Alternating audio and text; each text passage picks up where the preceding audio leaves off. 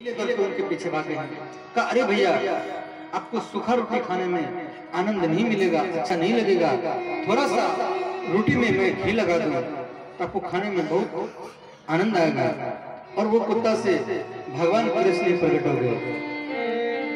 बोले कृष्ण भगवान की जय। और एक माधव नाम का भक्त था, माधव दास। ये वृंदावन में रहते थे और माधव दास के जांग में एक घाव हो गया था, एक फोड़ा। तो व्यक्ति आते थे, बोलते बाबा मैं आपको इलाज करा कर ला दूं। कहा नहीं नहीं, हमें इलाज नहीं कराना है, हमें कोई दिक्कत नहीं है। और वो माधव दास जी क्या किया, एक दिन वो घाव को जगा रहे थे। तो घाव जब जगा रहे थे तो घाव से कुछ कीड़े वो नीचे गिर गए। तो माधव दास जी बोले अरे भैया, आप अपने घर को छोड़ करके कहां जा रहे हैं? आपको बाहर जाएंगे, आपको भूखा रहना पड़ेगा, इसीलिए आप घर से मत निकलिए बाहर। वो कीड़ा को उठा करके घाव में रख लिए और वो कीड़ा से भी भगवान प्रकट हो गए। तो ऐसा भाव है भक्तों का। तो इस प्रकार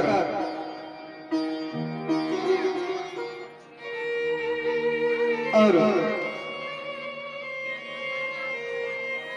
तो माधव दास जी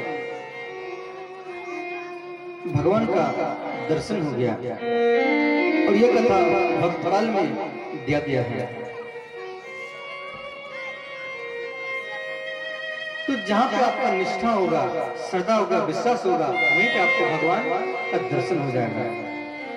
तो श्री कर्दम ऋषि तपस्या की और इनकी कठोर तपस्या से भगवान नारायण प्रसन्न हो गए और इनको दर्शन दिए और बोले भगवान, और भगवान बोले नैव जात विश्वासाव्य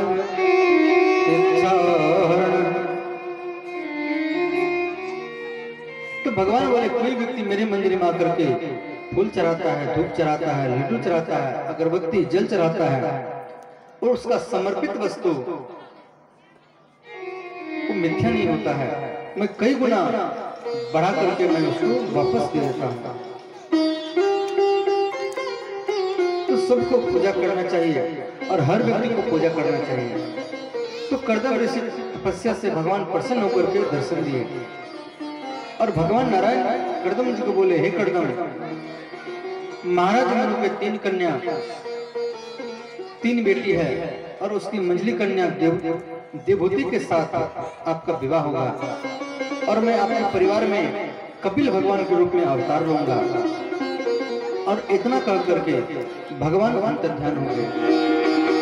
और मनु और शत्रुपा ब्रह्मा जी के पुत्र हैं।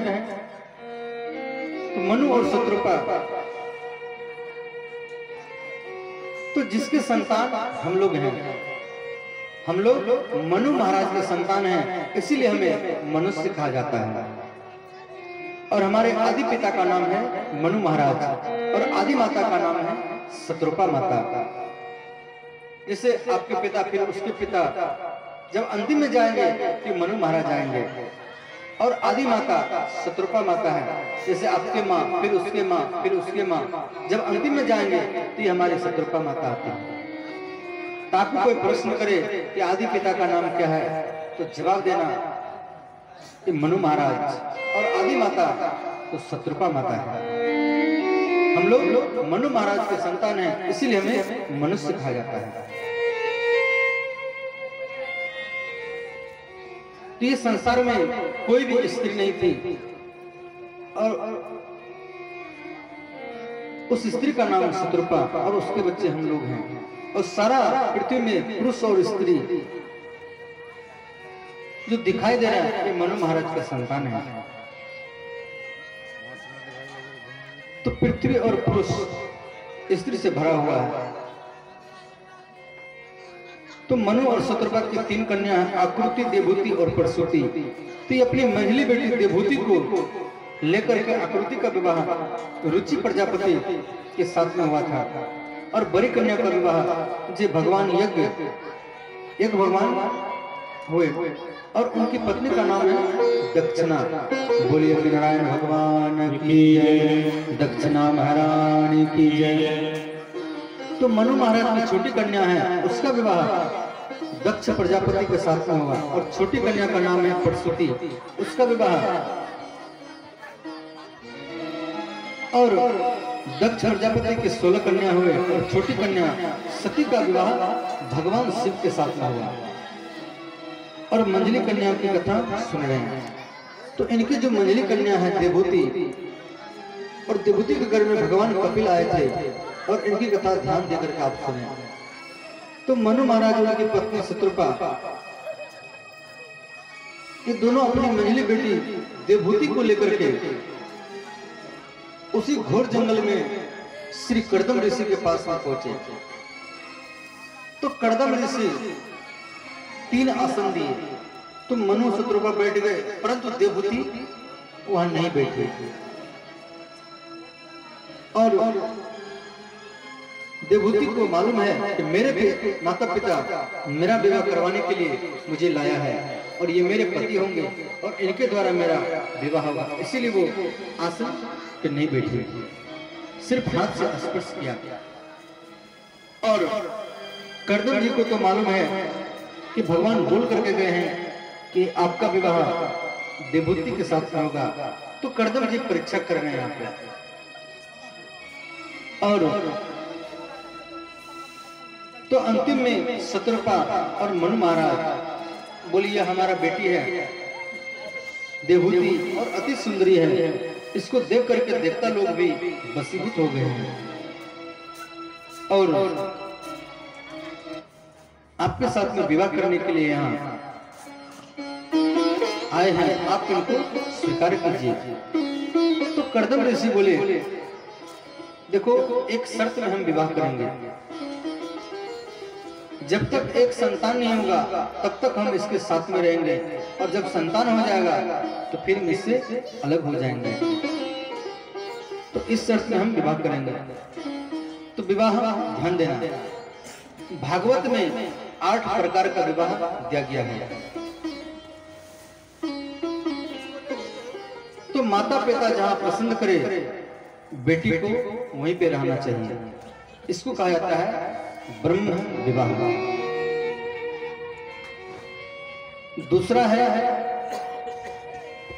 कोई देवता स्वप्न दिया है या आकाशवाणी सुनाया आप अपनी बेटी का विवाह करो, तो इसको बोलते हैं दैविक विवाह। तीसरा है कोई महान ज्ञानी ऋषि को घर में बुला करके और अपनी कन्या को सोने चांदी कपड़ा दे करके दान किया जाता है, तो इसको बोलते हैं आर्य विवाह। और चौथा है जिनके घर में संतान नहीं है, माने लड़कियां हैं लड़कियां हैं, लड़का नहीं है, तो वो शर्त रखता है उसका पिता, जो हम अपनी बेटी का विवाह करेंगे तो दूल्हा को मेरे घर में रहना होगा, और अपने घर में रखेंगे। तो इस शर्त में शादी होता है, तो इसको बोलते हैं प्रजापत्य विवाह, जिसको सामाजिक भाषा में बोलते हैं घर जमाई।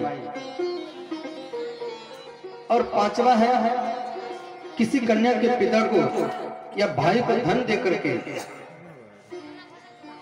कन्या को खरीद करके लेना, इसको बोलते हैं आर्य विवाह या आसुरी विवाह। और छठवां है कोई कन्या या कोई पुत्र माता पिता को बिना बताए आपस में किसी मंदिर में या कोर्ट में जाकर के विवाह कर लिया, तो उसको बोलते हैं गंधर्व विवाह, जिसको हम लोग बोलते हैं कोर्ट मैरिज। कोर्ट में जाकर के विवाह करते हैं। तो सातवां है किसी कन्या के पिता को या भाई को पीट करके रोती हुई कन्या को उठा लेना, जबरदस्ती उठा लेना, तो इसको बोलते हैं राक्षसी विवाह।